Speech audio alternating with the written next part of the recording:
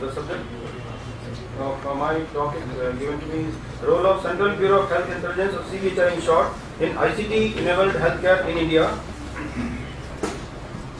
My presentation will include brief introduction about CBHI, which I represent, and about its activities and its websites, and also the fact that we are WHO Collaborating Center on Family of International Classifications, ICD-10 and ICF in India.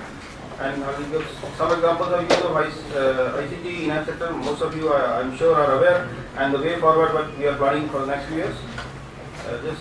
Just to briefly tell you what is Central Bureau of Health Intelligence. It was established in 1961 at the central level in the Ministry of Health as a national nodal institution for health intelligence in India, with broad objectives to maintain and disseminate national health profile, which is nothing but a collection of data about various diseases, communicable, non-communicable diseases, health infrastructure, health manpower, and health finance, etc.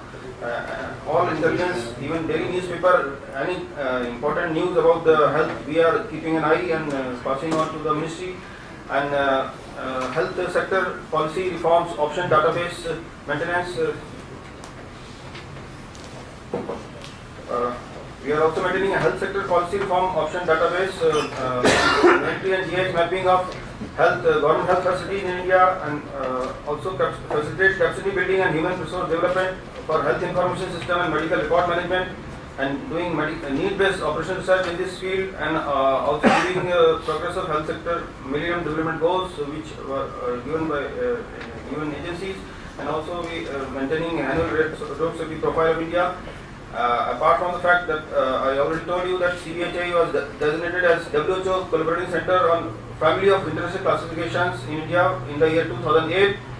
This is nothing but classification of diseases and health conditions at the international level, some giving them specified codes. This is nothing, just basically giving any disease, say for example snake bite or viral hepatitis, any disease name. This has been at the international level, 4 or 5 digit codes has been given.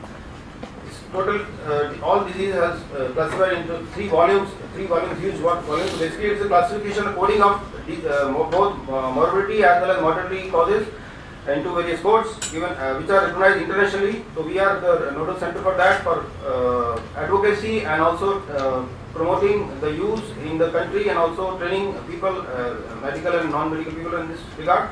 And also we are conducting workshops training for this, and also we are doing national international networking in this field.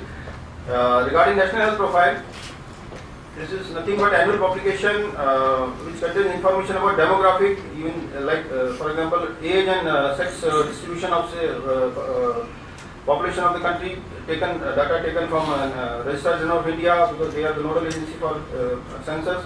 Then health status information, health finance, human resources in health, and health infrastructure indicators. Data regarding diseases is collected monthly from all states. Regarding number of cases and deaths due to communicable diseases, non-communicable diseases, and annual data is taken online. Regarding government and private institutions, regarding their health infrastructure, how many hospitals, their centers, sub-centers, primary health centers, hospitals, and what the human health, number of health manpower, number of doctors, allopathic doctors, Ayurvedic doctors, and even paramedical. And after collecting and compiling such information, we edit them, and at the end of every year, we publish hard copy as well as put it online through our website. So we are in the process of finalizing the 2011 report, which shortly in a few months' time it will be out. So every year we publish this annual health profile, and we maintain 3 websites: CBHI, DGHS, next is HS Fraud India, next is CBHI. I will just tell you in detail shortly.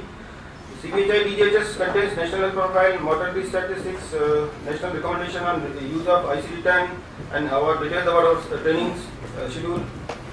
And next website, health sector policy reform option database, or HS Fraud in short. Some of you may be aware that many states and union territories in India have taken some reforms in the health sector, but they go unnoticed or unrecognized or not documented. They are doing work like, let me give you an example. I think about IT, since you are doing essentially ICT.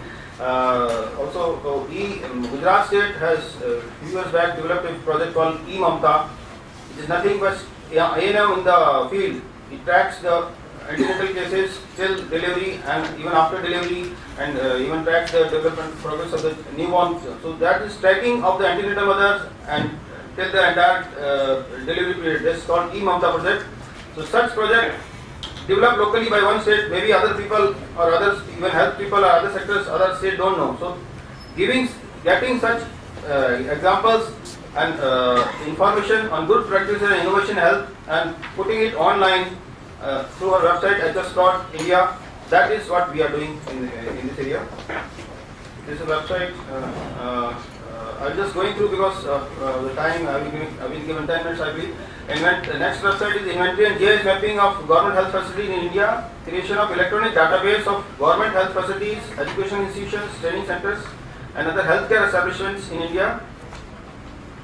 And CBHI has prepared database of all such facilities using Geographical Information System or GIS for wider dissemination through our website. We are going to currently the website gives you the location. Say you open a same state Madhya Pradesh, and under Madhya Pradesh you will get list of say all primary health centers or sub centers. But we just give the location right now. We are planning to add in suppose one PLC in Madhya Pradesh. But what all facilities are there, how many doctors are there, what all facilities they are getting, that infrastructure and facilities provided, that also we are going to increase shortly. This is the website. Next is government health facilities. This website depicts the exact location of each of the health facilities in the government sector only. Primary, secondary, tertiary level facilities concerning modern and Irish systems, dental, nursing, paramedical, and is located in all districts, including other ministries like defense, railways, etc. This is list of all government health facilities covered in this GIS mapping website: sub-centers, PSCs, tertiary care hospital, medical colleges, dental colleges, even drug testing labs, X-rays units, etc. This is how the website looks like. This is giving you an example of Madhya Pradesh. This showing PSC is located in a particular district. So right now the website shows only the location. We are just once you focus one PSC or one hospital, what all facilities, how many doctors there, how many nurses are there, that also is our plan in the future. So that the patient, before he or she goes to a hospital, he knows the hospital I am going. This, like all private sector hospitals, they all already give you list of doctors, specialty, OPD days. So like that, something like that, you can say we are just planning. So we have got various training centers, about 9 training centers, 6 field survey units, and medical department, Safdarjung Hospital in Delhi and Jipmer Pondicherry is also our training centers, and regional training center at Mohali near Chandigarh, important training center. We conduct training throughout the year. Now coming to examples of use of ICT in health sector in India. First and foremost, I just give you example which I told in the beginning. Online data entry about communicable, non-communicable diseases and data retrieval from district level onwards. We have a computer network in the country up to district level, so data is coming from district level upwards. And another example is telemedicine linking district hospitals with the tertiary level hospitals, and some states have already implemented telemedicine. And other example is early detection and control of epidemics. IDSP, an important project of the Ministry and National Rural Health Mission, have brought together use of IT in satellite communications for information flow and video conferencing and education, etc. So this is a very good example of use of ICT in healthcare sector, in the government sector in India. And another is, as I already told you in the regarding actually the CBHI, the web-based dissemination of best practices and examples. Our experiences in healthcare system in India, that is maintaining HS Fraud website. I will request all of you present here in this hall, if you come to know any example of any good innovation, like one innovation you can say e-health is doing, like organizing the healthcare leaders forum. This is also a good innovation. Before that, we never had such interactive forum of healthcare leaders. So, any other good example in or innovation of best practices, so that other people who are not aware of this thing going on, they can be shared. These examples or best practices in the health. So that is very good web-based use of ICT in healthcare. Another is inventory and GIS mapping of health facilities. Now the way forward for us is In the next few years, we are, as I already told you, we are further increasing the scope of GIS mapping of government health facilities and also coordinating digitalization of medical records. So, on government hospital, private hospital, in some of hospital like I believe Max and all, they are already fully digitalized. Rajiv Gandhi Cancer Hospital in Delhi fully digitalized. So, we are also coordinating digitalization of government medical hospitals, and also we plan to use ICT in implementation and advocacy of WHO FIC. It should be it was pleasant music to me. It should be pleasant music to you. I went to attend a WHO meeting last year in South Africa. There the people who were chairing the session, they told me India is leader in IT sector. Why do CBHI, which you represent, do activities which use ICT in promoting WHO FIC? You know, WHO FIC is classification of diseases. Use of ICT technology, which is freely available in India, rather they told me, see, WHO people telling me India is leader in IT. Why doesn't India develop or use ICT for propagating a message of WHO international classification? So we took up that as an activity. Our application to WHO recently submitted to WHO. We have said the next 4 years we will use ICT in promoting this message of WHO international classification.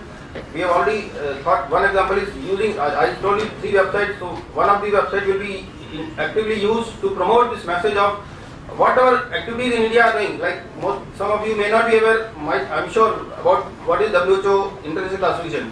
So if we put all such information on our website, what all activities are going to take place in next 6 months in India, outside India, so that kind of interactive website will be developed. This good use.